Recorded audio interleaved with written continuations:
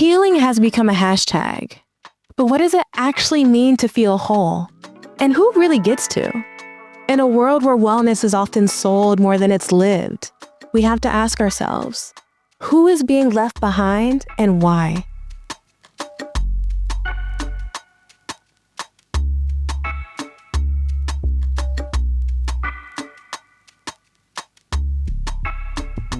Long before Western clinical treatment, there was us. Welcome to the Healing Underground, a sacred space where we reclaim what we've always known, remember what we've always had, and rise in all the ways that heal. I'm Ashley Edwards, a mental health innovator, founder of Mind Right Health, and initiated Ifa in the West African spiritual tradition of Ifa. If you've ever felt that modern wellness isn't made for all of who you are, then you're in the right place. But remember, this podcast is not a lecture, it's a meditation. Let's begin. So let's talk about the wellness industry. Believe it or not, it's actually now a $1 trillion industry. You've probably seen all the craze around plant medicine and psychedelics, or even wellness retreats that are now looking more and more like luxury vacations. So with all of this going on, we have to ask ourselves, who is still getting access to wellness? For example, with the trendiness of ayahuasca and other sacred medicines, there are some indigenous communities right now that are now losing access to the sacred medicine that they've had for generations. In fact, we see that wellness and healing is now being sold to the very same communities it was once stolen from. With all of this, healing has become performative. It's become trendy. Self-care is now a catchphrase to go viral, and now self-care is being interpreted as premium trips and bubble baths and all the nice things that bring pleasure and joy. But the truth is that real healing looks different. And we know this when we've been doing the work. What does real healing look like? Well, it can include those nice things, but it also includes those hard moments.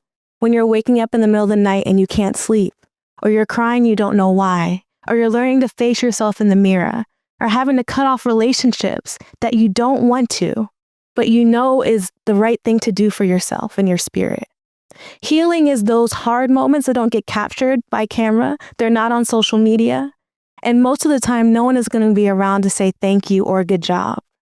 Only you can do that for yourself. So if we can acknowledge that about healing, that it's both those difficult, quiet moments in stillness when we're only with ourselves and our spirit, as well as those nice moments when we get to treat ourselves, how can we effectively evaluate mental health spaces, places, and companies that seek to provide us support? Well, I have some advice as a founder in the mental health space who have supported people in their healing process. So I'm going to dive into 4 ways that you can help evaluate spaces to get the right support for yourself. Here's 4 questions that you can ask yourself. Question 1. Does this wellness support or tool promote individualism or honor collective care? Are you being seen as an individual siloed or as part of a collective community? And is your community and its all of its wisdom being honored, or are you only being told repeated stories of intergenerational trauma from your community? Question 2. Does this healing support acknowledge all of who I am? None of us are monoliths. We all carry multiple, sometimes overlapping, sometimes contradicting identities. When you are with someone, whether it's a therapist or using a mental health app or tool, does all of you feel seen? Does all of you feel heard? And if not, are they seeking to understand everything that makes up who you are? Question number 3 to ask yourself. Do they honor all of where I came from? Do they honor your lived experiences? Good or bad? Do they respect the decisions you've had to make in life, whether they agree with them or not? Because we've all been doing the best we can in this life. Do they respect your culture and community? And no matter what your past may be, do they understand that when you bring it to them, how to honor it and respect it and do so without judgment? And finally, question number 4, do they, whether it's again, a spiritual practitioner, therapist, doctor, do they have the spiritual authority to play this role in my life? Whether it's a certification they have, a license, initiations, what have they done to give credibility to their ability to facilitate healing for you? How is their practice culturally rooted? What lineage do they come from? Where have they studied, and with which elders or institutions or tools? And how does that align with you? And the easiest way to know if they carry that spiritual authority is, how does your spirit feel around them? Does your spirit feel at ease in that therapist office or in that doctor's room or on that Zoom call? Does your nervous system start to regulate? Does your gut instinct not go off and you feel like you can trust them? Listen to your body. Listen to that voice. It is guiding you and it is protecting you and making sure that you're aligned with the right people to support you on your journey. And remember, all of these wellness apps and tools and practitioners, including myself, we are all guides for you, but you are the real healer. And this is all about you stepping into the power you already have to remember who you are. So what does it mean to decolonize healing and wellness?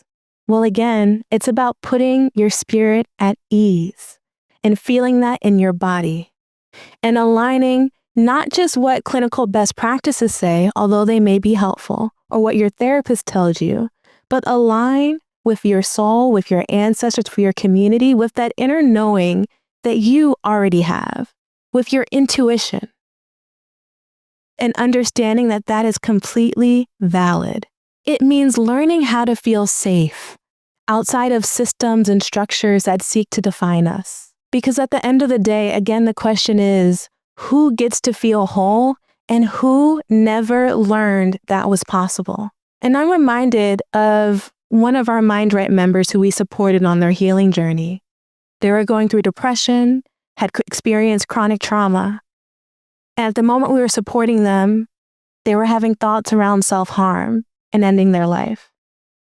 And they texted in and they shared that the main thought that was driving their interest in taking their own life, they said, was, I'm poor and I'm Black, and nobody cares about poor and Black people.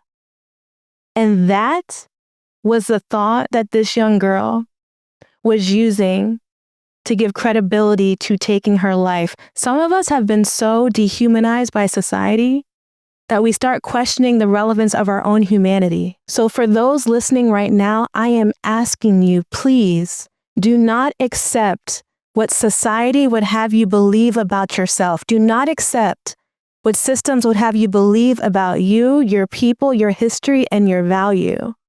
It is our responsibility to reject that. And it is our responsibility to make the biggest choice of our lives, which is who we are and what we think we are worth. And I am here to remind you that we are more than what we've been through. In fact, if there's one thing you take away from this podcast, remember, we are spirit. We actually are literally above this. And because we are spiritual beings having a human experience, it is our birthright to experience joy and rest and stillness and community. That is our birthright, and that is not something anyone can take away from you, whether or not you remember that fact. As we end our time today, remember, decolonizing wellness is not about curated aesthetics. It's about walking in alignment with your soul and your spirit. Thank you for going underground today. The journey doesn't stop here. If you like some support along the way, feel free to explore my free guided meditations. Or if you're ready to have someone walk beside you on this journey, visit Mind Right to start your healing. May your healing be sacred, may it be sovereign, and may it be yours.